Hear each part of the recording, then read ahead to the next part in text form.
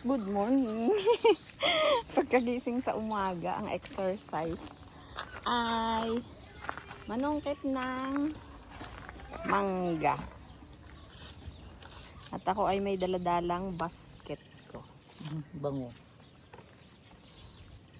Madami na uling hinog. Baka lumaglag at makain laang ng aming mga alagang pabo. Gansa. Ayan. Nag-aabang laang ng mga yan ng babagsak.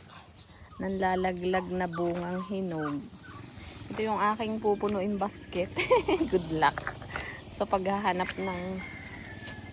ng hinog na bunga. Tingala-tingala tayo.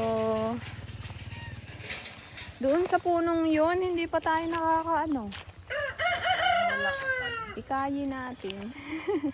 Lahatin natin ang puno. Ang madami ay bulaklak. Itong mga nauna ay kami naghahanap ng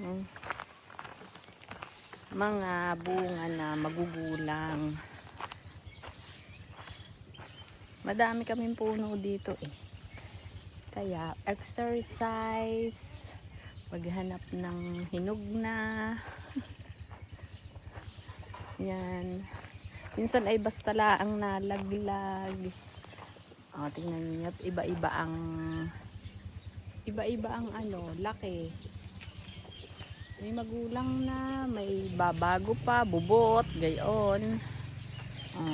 Pakita ko sa inyo. Ayan katulad nito. May malaki, may maliit.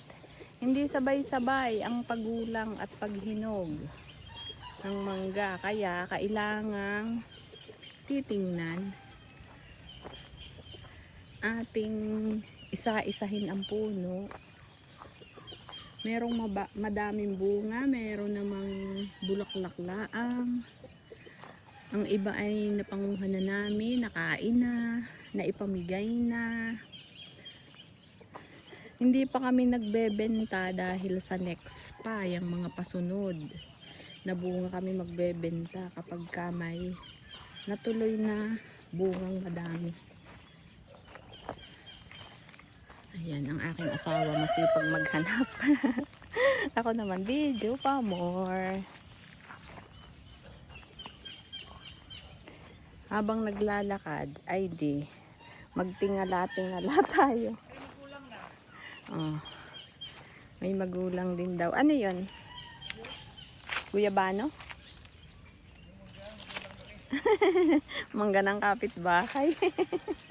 Dito sa amin marami naman bunga. Hiwa-hiwalay lang. Hanggang doon sa dulo. Doon, mamaya ako pupunta doon guys. Salamat sa subscribe.